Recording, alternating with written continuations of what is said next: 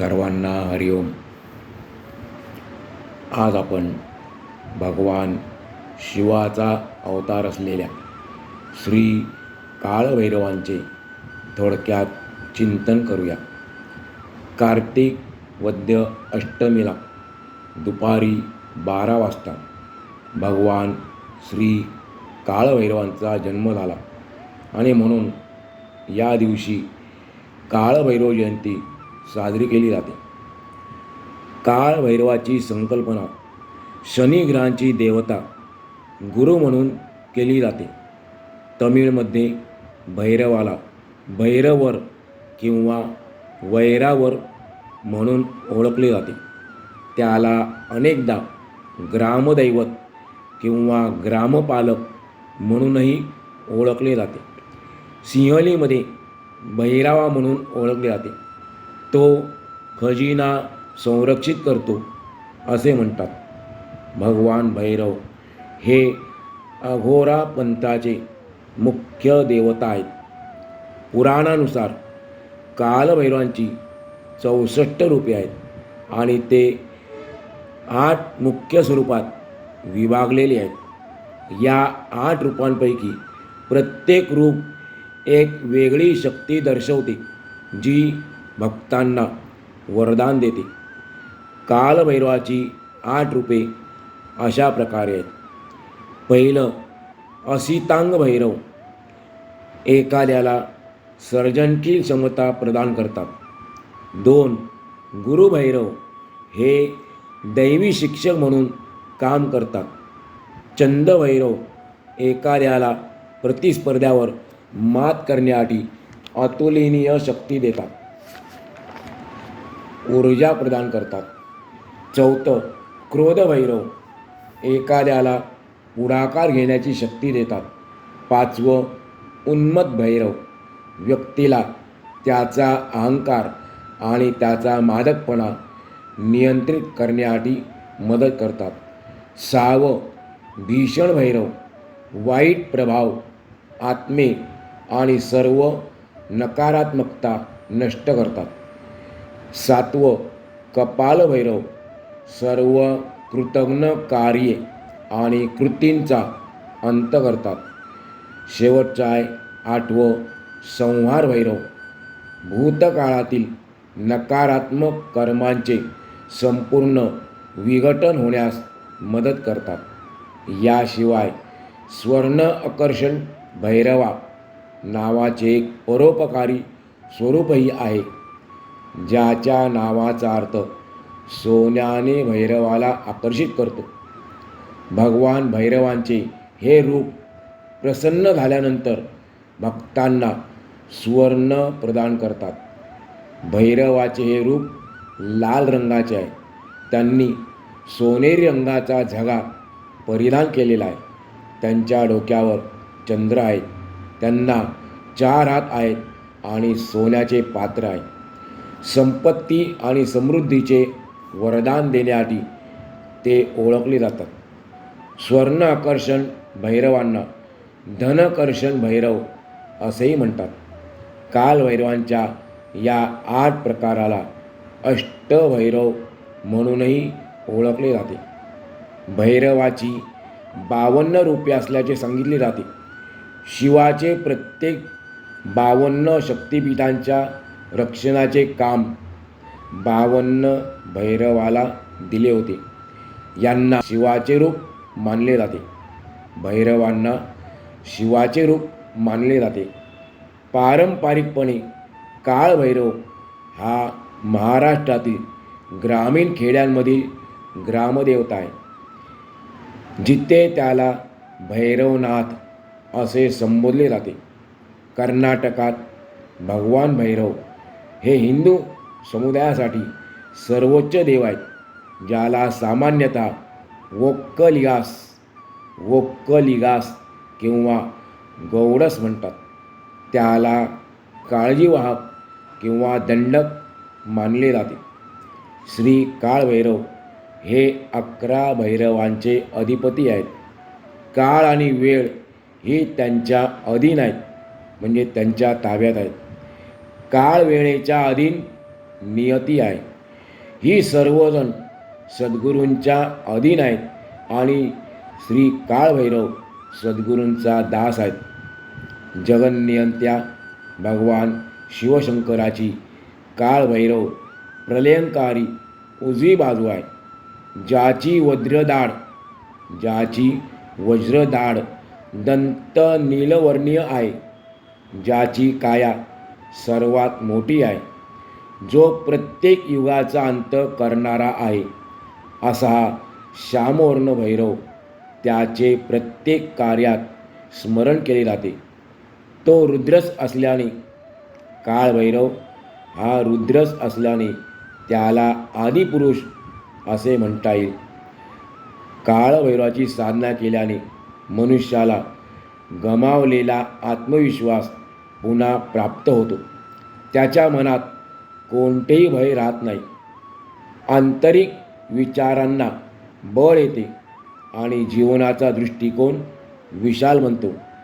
आध्यात्मिक जीवनात रुची निर्माण होते.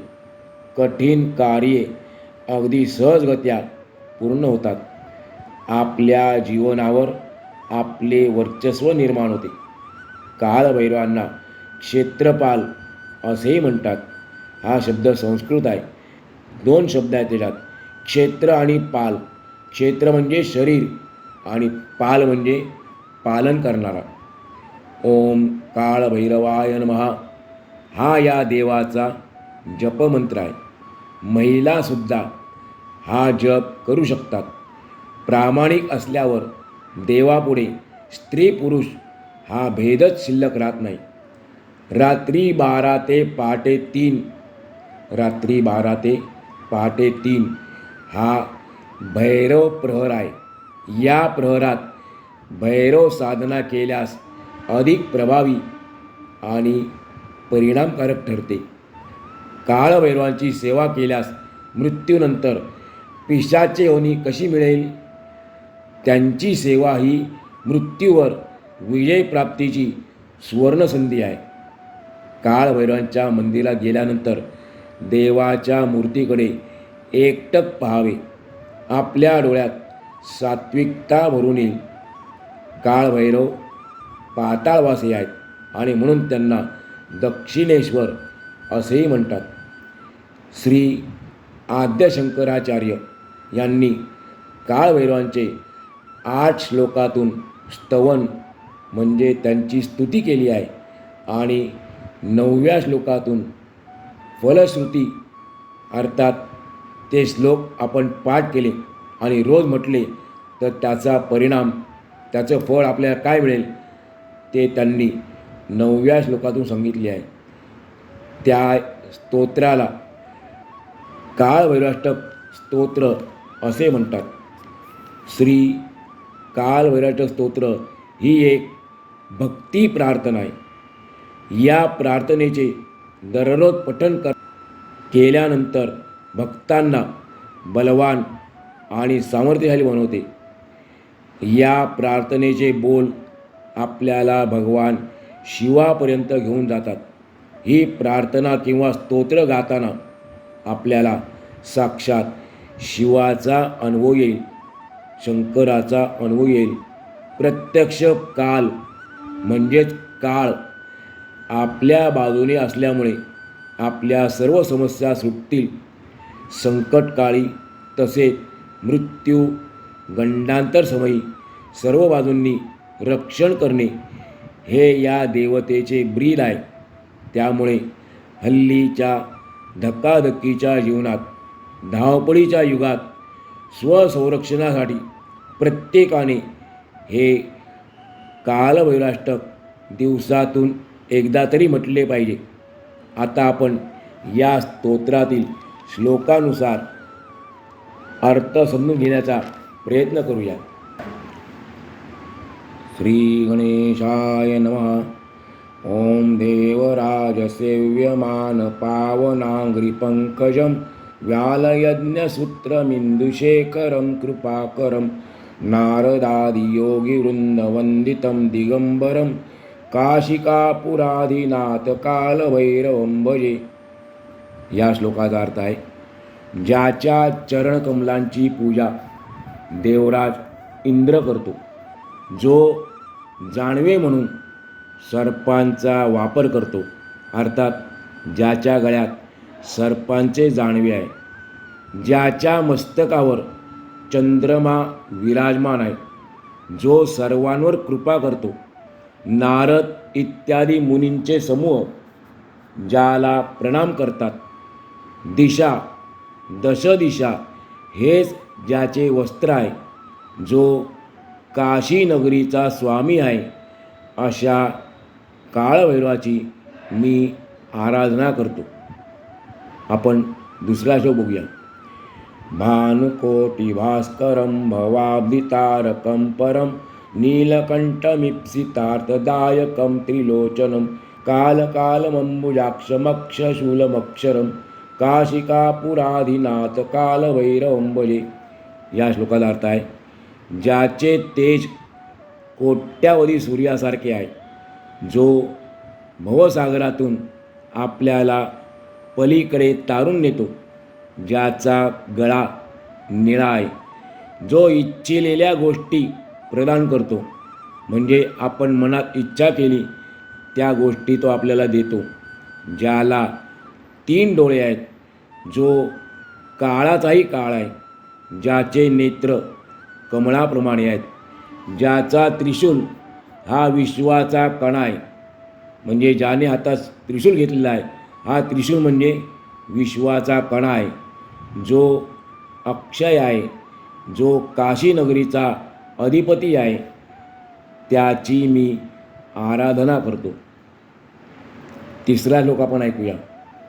शूलटंक पाशदंड पाणिमादि कारणं श्यामकायमादिदेवमक्षरं निरामयं भीमविक्रमं प्रभुं विचित्रताण्डवप्रियं काशिकापुराधिनाथ कालभैरवं भजे.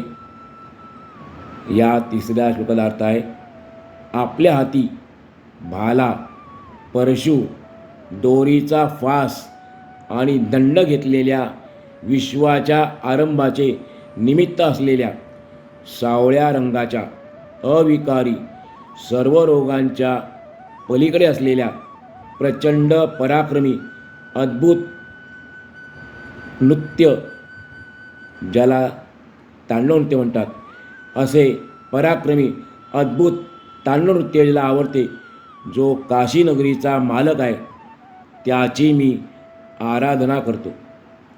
चौथ्या श्लोक आपण शिकूया.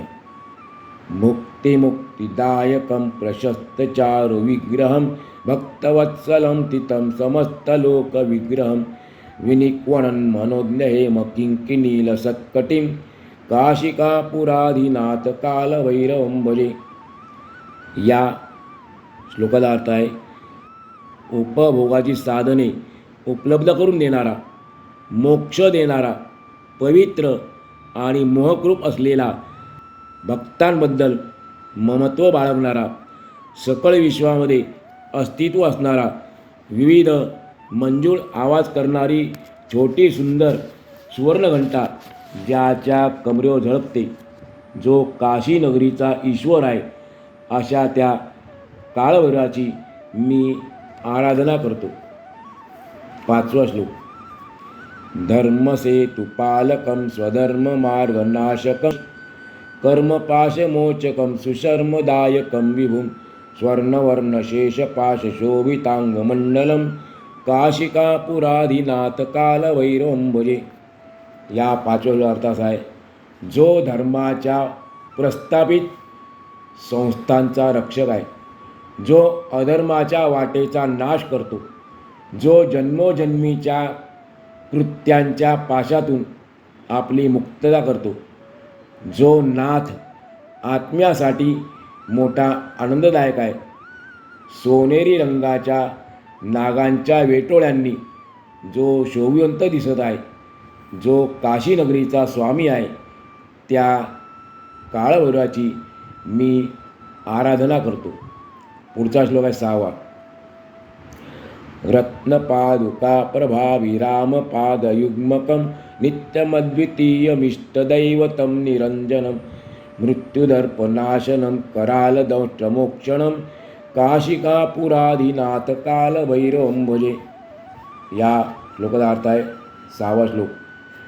ज्याची दोन्ही पावले रत्नजडित पादुकांच्या तेजाने सुंदर दिसत आहे, जो अनादी अनंत एकमेव असा निष्कलंक देव आहे, जो मृत्यूचा, अहंकाराचा आणि अभिमानाचा नाश करतो, जो आपल्या भयानक दातांनी भीतीपासून मुक्तता देतो, जो काशी नगरीचा अधिपती आहे, अशा काळभैरवाची मी आराधना करतो. पुढचा श्लोक क्रमांक 7. अट्टहास भिन्न पद्मजांडकोश संततिं दृष्टिपात नष्ट पापजालमुग्र शासनम अष्टसिद्धिदायकं कपालमालिकंदरम काशिकापुराधीनाथ कालभैरवं भजे. ज्याच्या दृष्टिक्षेपाने पातकांचे जाळे नाश पावते, ज्याचे शासन कठोर आहे, जो भक्ताला अष्टसिद्धी प्रदान करतो, ज्याने गळ्यात मुंडमाळा घातली आहे, जो काशी नगरीचा ईश्वर आहे, त्या काळभैरवाची मी आराधना करतो. 8वा श्लोक पाहूया आपण. भूतसंगनायकं विशालकीर्तिदायकं काशीवासलोकपुण्यपापशोधकं विभुं नीतिमार्गकोविदं पुरातनं जगत्पतिं काशिकापुराधीनाथ कालभैरवं भजे. भूतांच्या गटाचा प्रमुख असणारा, जो महान नावलौकिक प्राप्त करून देतो, काशी नगरीत राहणाऱ्या लोकांच्या पाप आणि पुण्याचा जो निवाडा करतो, जो योग्यायोग्यतेच्या वाटेवरील व्युत्पन्न पंडित आहे, जगाचा चिरंतन स्थायी भाव आहे, जो काशी नगरीचा मालक आहे, अशा काळभैरवाची मी आराधना करतो. नंतर पुढचा 9वा आणि शेवटचा श्लोक. कालभैरवाष्टकं पठन्ति ये मनोहरं ज्ञानमुक्तिसाधनं विचित्रपुण्यवर्धनं शोकमोहदैन्यलोभकोपतापनाशनं ते प्रयान्ति कालभैरवाङ्घ्रिसन्निधिं ध्रुवं काशिकापुराधीनाथ कालभैरवं भजे. इति श्रीमच्छंकराचार्यविरचितं श्री कालभैरवाष्टकं संपूर्णं. 9व्या श्लोक आपण आठवूया. जे कोणी या मनोहर ज्ञान मोक्षाचे साधन असणाऱ्या, अपूर्व पुण्य वाढवणाऱ्या, दुःख मोह दारिद्र्य राग यांचा त्रास तसेच तीव्र ताप नष्ट करणाऱ्या या काळभैरव सूत्राचे पठन करतात, रोज पठन करतात, ते सर्व या काळभैरवांच्या चरणांजवळ निश्चितच पोचतात. आज आपण या ठिकाणी आजचा पूर्ण करू.